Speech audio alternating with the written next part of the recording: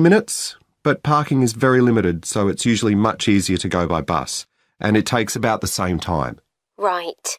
Well, I'll discuss the options with the rest of the family. Thanks very much for all your help. You're welcome. Goodbye. Bye. That is the end of section 1. You now have half a minute to check your answers.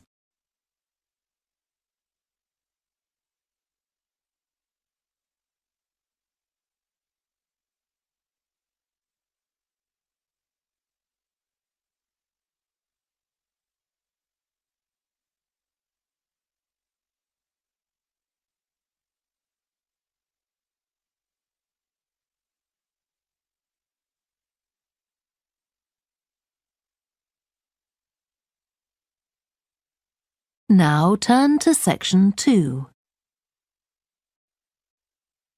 Section 2. You will hear a talk given by a woman called Shona Ferguson about changes in a town called Barford. First, you have some time to look at questions 11 to 15.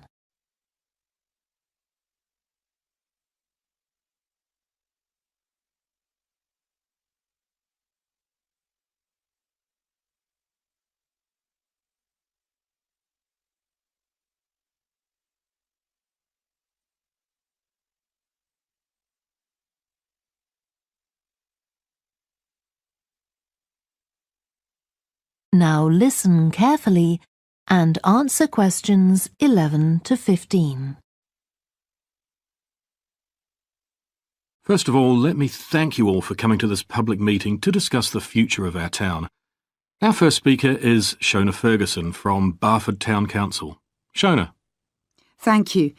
First, I'll briefly give you some background information. Then I'll be asking you for your comments on developments in the town. Well, as you don't need me to tell you, Barford has changed a great deal in the last 50 years. These are some of the main changes. 50 years ago, buses linked virtually every part of the town and the neighbouring towns and villages. Most people used them frequently, but not now, because the bus companies concentrate on just the routes that attract most passengers. So parts of the town are no longer served by buses. Even replacing old, uncomfortable buses with smart new ones has had little impact on passenger numbers. It's sometimes said that bus fares are too high, but in relation to average incomes, fares are not much higher than they were 50 years ago. Changes in the road network are affecting the town. The centre was recently closed to traffic on a trial basis, making it much safer for pedestrians. The impact of this is being measured. The new cycle paths separating bikes from cars in most main roads are being used far more than was expected, reducing traffic and improving air quality. And although the council's attempts to have a bypass constructed have failed, we haven't given up hope of persuading the government to change its mind. Shopping in the town centre has changed over the years. Many of us can remember when the town was crowded with people going shopping. Numbers have been falling for several years, despite efforts to attract shoppers, for instance by opening new car parks. Some people combine shopping with visits to the town's restaurants and cafes. Most shops are small independent stores, which is good, but many people prefer to use supermarkets and department stores in nearby large towns, as there are so few well-known chain stores here. Turning now to medical facilities. The town is served by family doctors in several medical practices, fewer than 50 years ago, but each catering for far more patients. Our hospital closed 15 years ago, which means journeys to other towns are unavoidable. On the other hand, there are more dentists than there used to be. Employment patterns have changed along with almost everything else. The number of schools and colleges has increased, making that the main employment sector. Services such as website design and accountancy have grown in importance, and surprisingly perhaps, manufacturing hasn't seen the decline that has affected it in other parts of the country. Before you hear the rest of the talk, You have some time to look at questions 16 to 20.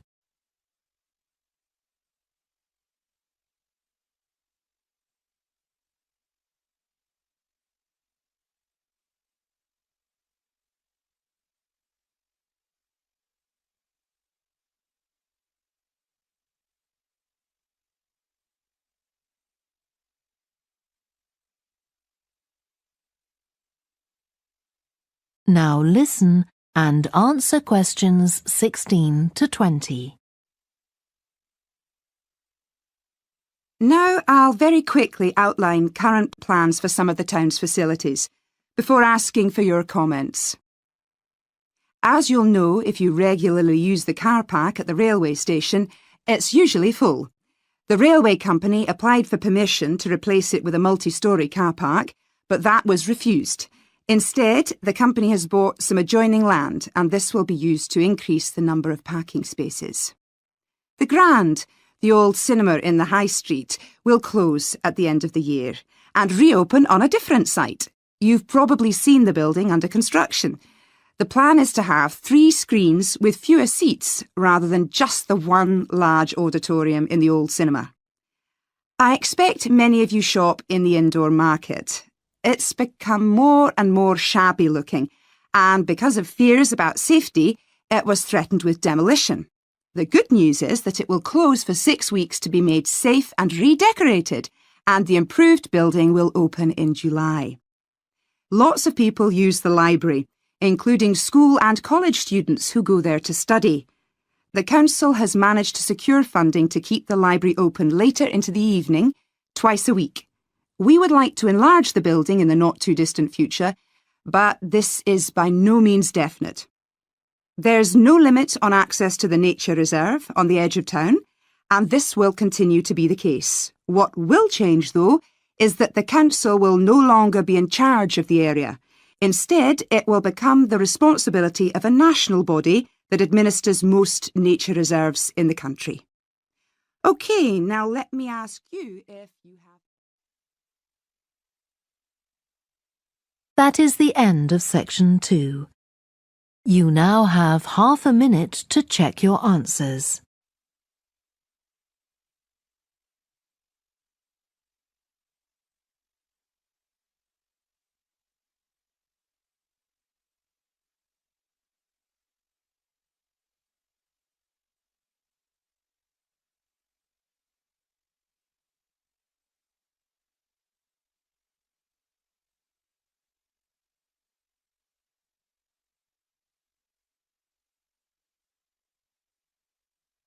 Now turn to section 3.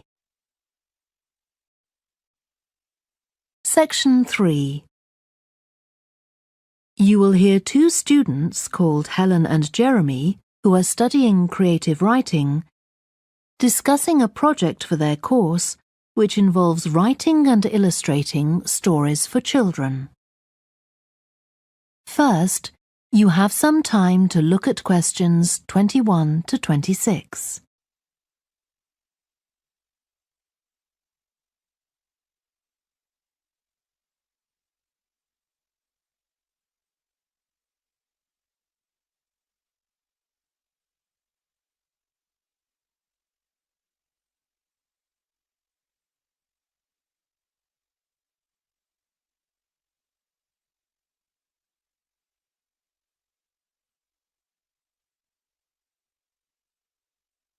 Now listen carefully and answer questions 21 to 26. Hello, Helen. Sorry I'm late. Hi, Jeremy, no problem. Well, we'd better work out where we are on our project, I suppose. Yeah, I've looked at the drawings you've done for my story, The Forest, and I think they're brilliant. They really create the atmosphere I had in mind when I was writing it. Oh, I'm glad you like them. There are just a few suggestions I'd like to make. Go ahead. Now, I'm not sure about the drawing of the cave. It's got trees all around it, which is great, but the drawing's a bit too static, isn't it? I think it needs some action. Yes, there's nothing happening. Perhaps I should add the boy. Malcolm, isn't it? He would be walking up to it. Yes, let's have Malcolm in the drawing. And what about putting in a tiger? The one that he makes friends with a bit later. Maybe it could be sitting under a tree, washing itself. And the tiger stops in the middle of what it's doing when it sees Malcolm walking past. That's a good idea. OK, I'll have a go at that. Then there's the drawing of the crowd of men and women dancing. They're just outside the forest, and there's a lot going on.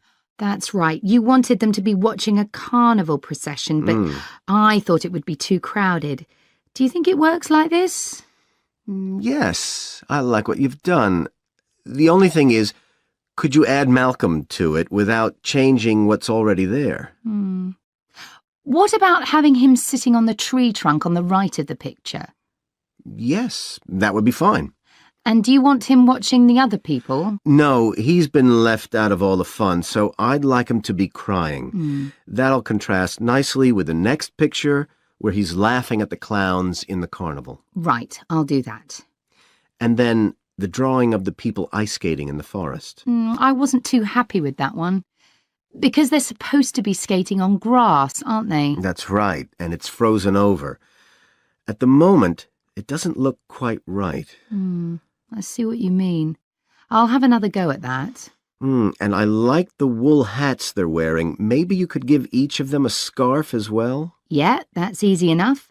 They can be streaming out behind the people to suggest they're skating really fast. Great. Well, that's all on the drawings. Right. So you finish writing your story and I just need to finish illustrating it, and my story and your drawings are done. Before you hear the rest of the discussion, you have some time to look at questions 27 to 30.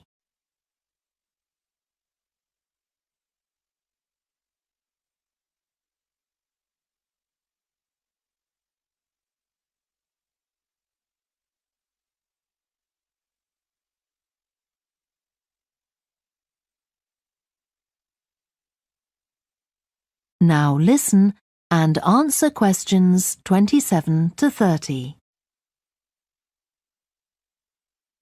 So the next thing is to decide what exactly we need to write about in the report that goes with the stories and how we're going to divide the work. Right, Helen. What do you think about including a section on how we planned the project as a whole, Jeremy? That's probably quite important. Yeah, well, you've had most of the good ideas so far.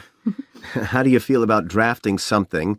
Then we can go through it together and discuss it. OK, that seems reasonable. And I could include something on how we came up with the ideas for our two stories, couldn't I? Well, I've started writing something about that, so why don't you do the same and we can include the two things? Right. So what about our interpretation of the stories?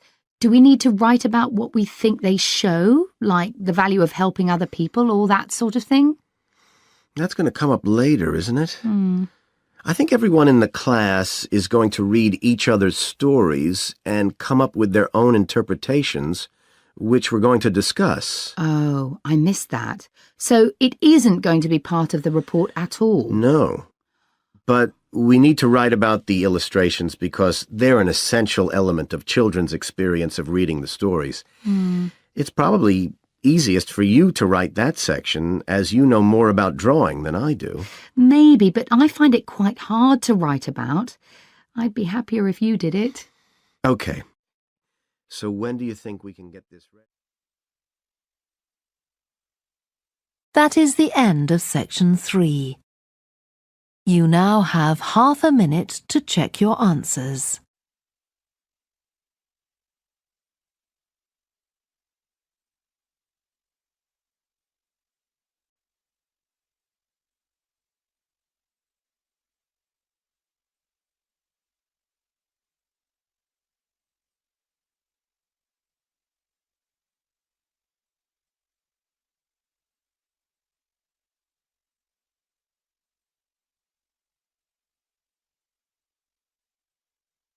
Now turn to section 4. Section 4. You will hear part of a lecture to business students about the use of one particular type of research known as ethnography. First, you have some time to look at questions 31 to 40.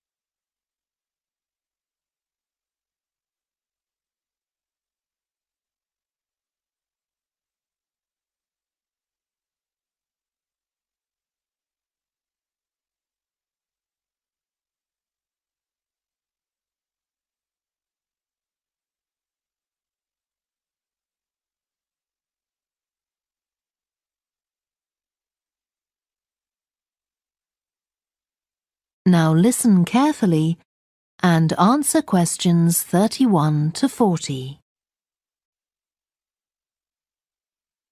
So, what I'm going to talk about to you today is something called ethnography. This is a type of research aimed at exploring the way human cultures work. It was first developed for use in anthropology, and it's also been used in sociology and communication studies. So, what's it got to do with business, you may ask?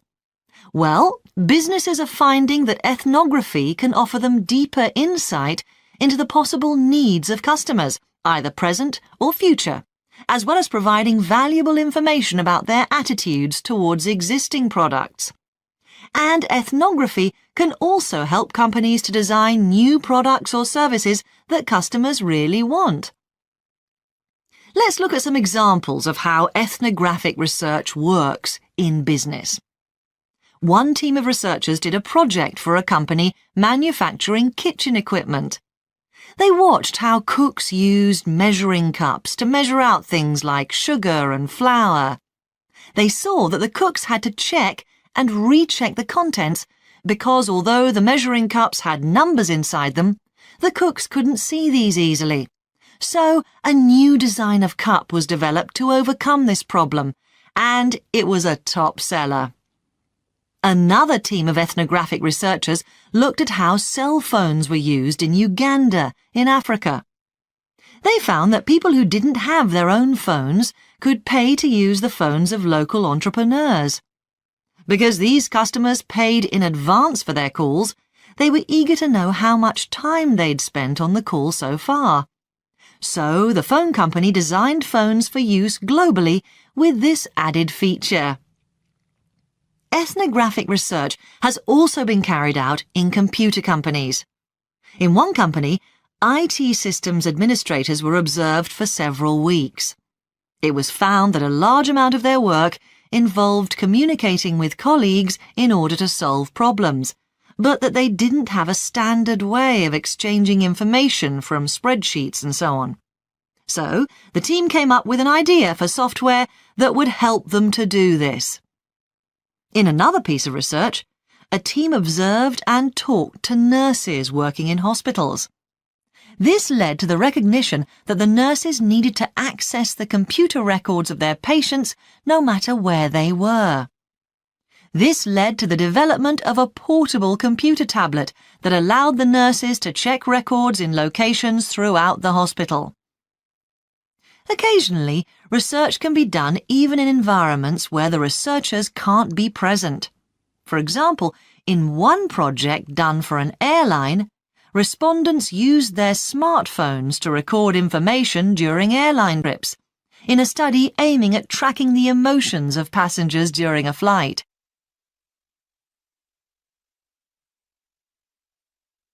So, what makes studies like these different from ordinary research?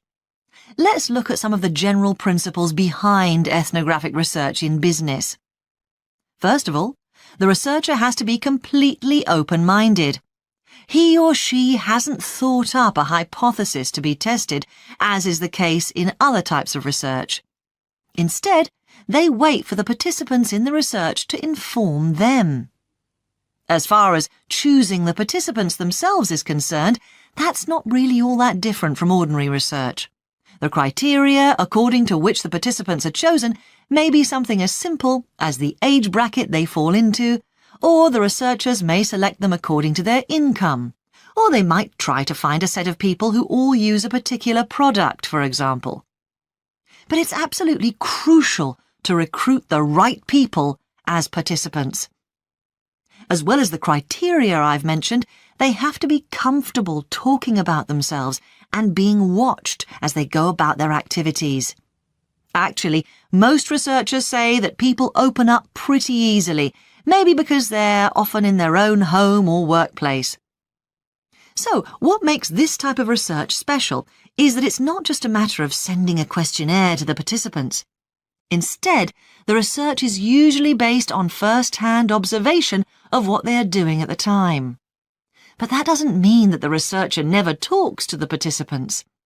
However, unlike in traditional research, in this case, it's the participant rather than the researchers who decides what direction the interview will follow. This means that there's less likelihood of the researcher imposing his or her own ideas on the participant. But after they've said goodbye to their participants and got back to their office, the researcher's work isn't finished. Most researchers estimate that 70 to 80% of their time is spent not on the collecting of data, but on its analysis, looking at photos, listening to recordings and transcribing them, and so on. The researchers may end up with hundreds of pages of notes. And to determine what's significant, they don't focus on the sensational things or the unusual things. Instead, they try to identify a pattern of some sort in all this data and to discern the meaning behind it. This can result in some compelling insights that can, in turn, feed back to the whole design process. That is the end of section 4. You now have half a minute to check your answers.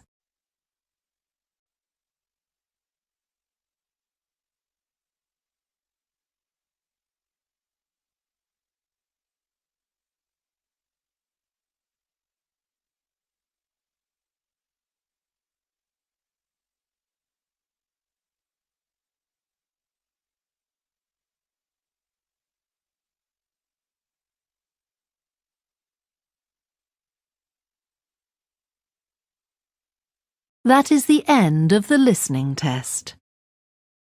You now have 10 minutes to transfer your answers to the answer sheet. Please stop writing and wait for your question booklet to be collected.